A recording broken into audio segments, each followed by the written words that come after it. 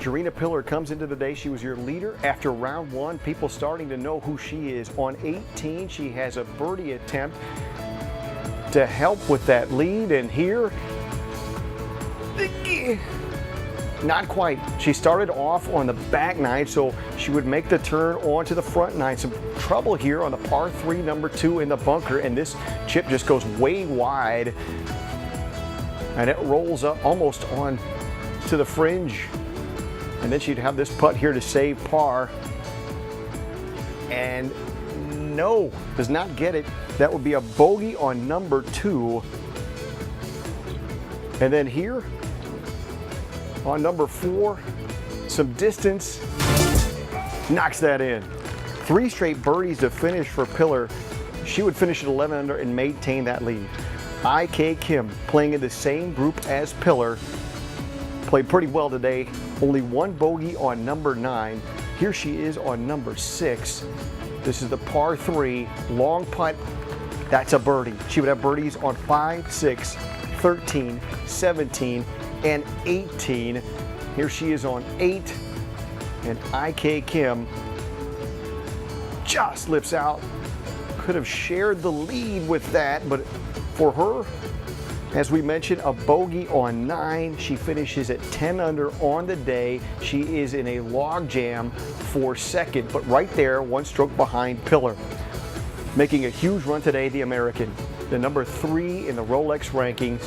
22-year-old Lexi Thompson. She started on the back 9 as well. Had a bogey on 12. Here she is on 18. Look how long this putt is. It's still going. And where does it go? In the hole. That's how she finishes her first 9 today, dropping that birdie on 18. On number 6, again, the par 3 here, uphill, and just drops it in. Lexi Thompson, birdies on 5, 6, and 7 on the back 9. She's birdied 5 out of 6. She's 10 under on the day, tied for second. I feel good. The way I hit it today was a lot more solid than the first day, so I'm going to take those positive thoughts and move into the weekend. I actually really love this golf course. I get to hit a lot of drivers where I probably shouldn't, but I do anyway. You know, with the little cut that I'm actually hitting this week, it actually sets up well for a few of these tee shots that you have to hit around trees. But there are a good amount of wedges on this golf course, but you still have to hit the shots. So, I mean, I love this golf course, and it's in great shape once again. I feel like I played great. You know, I missed some birdie opportunities, but, you know, I made some longer putts today. So ball striking feels great, putting feels great. So it's just a matter of staying patient and just letting the results come.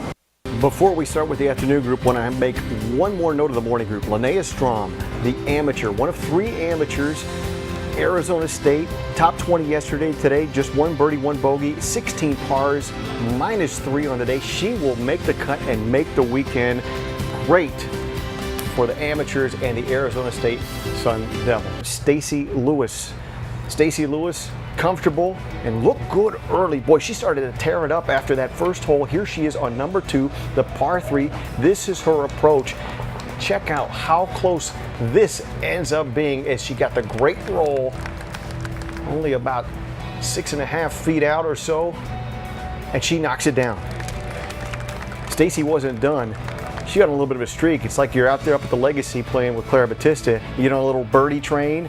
She hit birdie 2, birdie 3, that's birdie 4. She's got 3 birdies in a row, got to -5. Problem is, she started to give back here on number 10. This is for par. Yeah. Bogeys 9, 10, and 12. She's even par on the day. Finishes at 2 under, tied for 46. Lydia Ko, your defending champ. She was +2 to start. Claire, we asked you, how could she get into this and make the weekend? You said she's got to putt well. Birdies on 2 and 3. That's good. She birdied 18. Took her to -1. She just makes the cut. Nelly Korda. Nelly Korda. 3 under to start the day. Here she is on number 2, the par 3. Had a little bit of distance on this putt, and she'll knock it down. On the front side, Nelly Korda had birdies on 2, 4, and 8. Little foreshadowing as we show you here on 4. She bogeyed 3 and 7. And on the back, she tore it up as well. Nelly Korda, 10 under, tied for second. Brittany Lincecum, also big day for this American. Eagled 18 yesterday to go 4 under. That helped propel her into today. Started on the backside, birdies on 12, 15, 16, and 17, par and the rest of the way. She finishes at 8 under, right there in contention. But in my opinion, the story of this tournament thus far, Laura Diaz, 42 years young. She took time off back in 2015.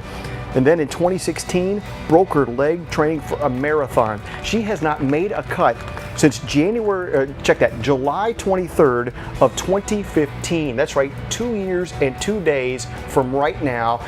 Great emotional moment here, hugging her caddy, who they call part of her family. She's at 8 under and loving life right now.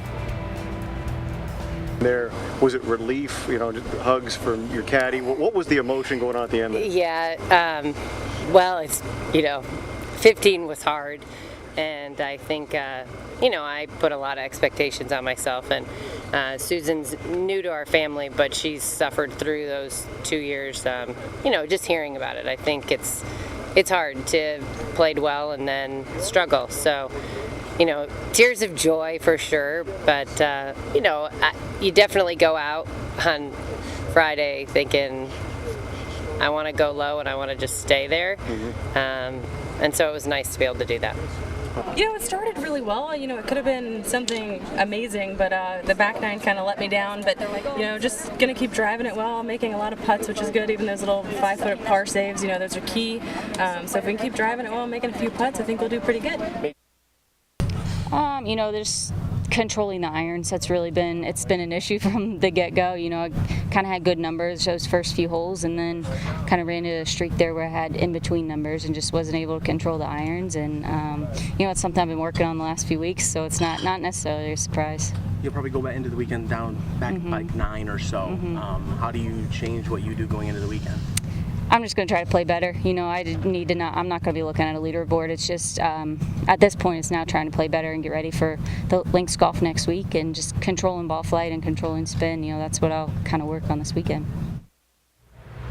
Kind of interesting for Stacey Lewis talking about controlling the irons, but also usually you focus one day at a time. She already talked about next week in links play, so you think you get a good idea of her mental state? Yeah, they're already thinking, she's already thinking the major in 2 weeks. They're at the British Open. A lot of these girls, I think she even said she was coming in here to relax, have friends, family, right, after last week US Open. So, she's probably working on some things, trying to kind of tone it up for actually next week. I don't know if she's playing the Scottish Open and then 2 weeks in the British. So, I don't think she's going to be too upset if she doesn't win. She's just trying to get ready for the next major. Okay, so let's shift to Laura Diaz. Now, again, I think this is the best story out there. 42-year-old. We looked at that leaderboard. You've got 20-somethings, close to 30s, but nowhere do you have a 40-something except for Laura Diaz, especially after basically 2 years away, and here she is. What kind of story is that from your perspective? Well, she's a little younger than me, so I'm rooting for her. Yes. Once you're a competitor, you are a competitor, and she's always been, feisty, and always, I think, if she plays, she wants to win. So, she's doing great. Yeah. She has a chance. She's put herself in the position. I think she loves Highland Meadows. I know a few years ago she had a great tournament here, and she hadn't been playing much then either. So maybe that's why she keeps coming here.